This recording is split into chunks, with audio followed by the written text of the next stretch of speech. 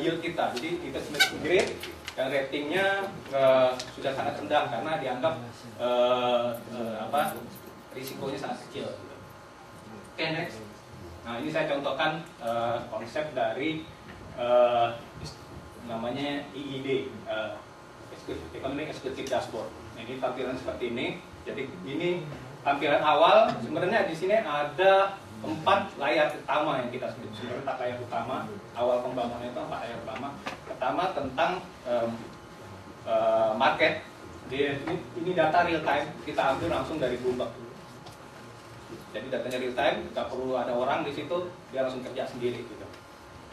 Kemudian data makro, indikator makro. Itu indikator makro tentang pertumbuhan, ada stabilitas ekonomi di situ, ada harga, ada suku bunga gitu kan. Kemudian juga ada perkembangan ekspor impor, kemudian ada perkembangan investasi. Layar ketiga adalah tentang performance dari kebijakan fiskal. Di situ ada penerimaan, belanja, ada berapa defisit. Di situ ada juga berapa risiko fiskalnya, itu juga di situ ada ditampilkan. Kemudian yang keempat adalah what if screen. Sebenarnya itu tentang kita melakukan simulasi kebijakan dari perkembangan indikator makro dan market ini ke dalam budget kita, gitu, tampilan budget kita. Dampaknya ke APBN seberapa besar sih dari perkembangan yang ada di dalam indikator-indikator ini. Oke, next. Nah, ini tampilan untuk kinerja dari APBN kita.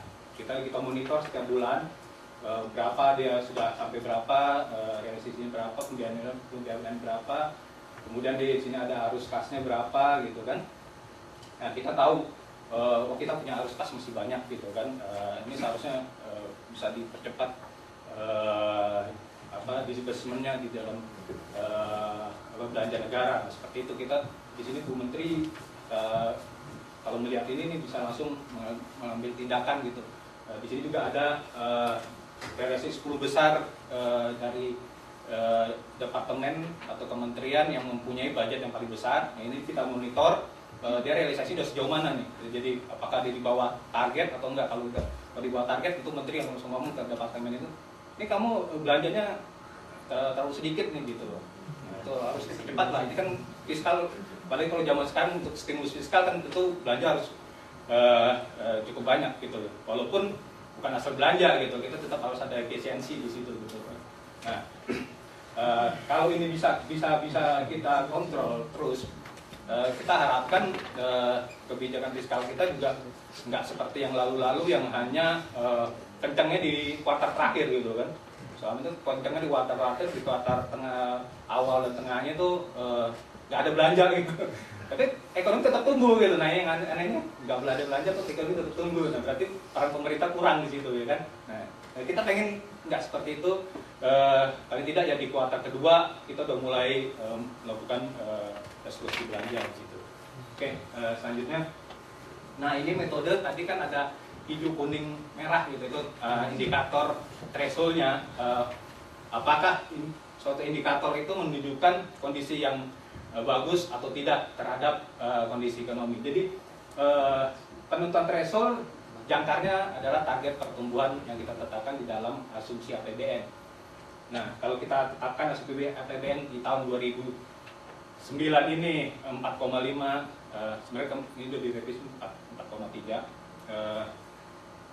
Kondisi itu ya misalnya seperti harga CPO gitu kan, harga CPO internasionalnya berapa sih yang bagusnya untuk mendukung pertumbuhan. Begitu juga dengan tingkat inflasi yang berapa sih gitu yang bisa. Selanjutnya juga dengan belanja dan yang lain-lainnya seperti itu. Kemudian kita juga bikin dari yang indikator-indikator yang sangat-sangat detail gitu ke dalam ke agregat, kita masukin ke agregat. Kita gunakan bridging model. Bridging model ini sebenarnya nggak kita bangun sendiri, kita order ke universitas. Jadi itu tolong dibikinkan metodologinya, juga model yang tepat untuk bikin dari data-data yang sangat-sangat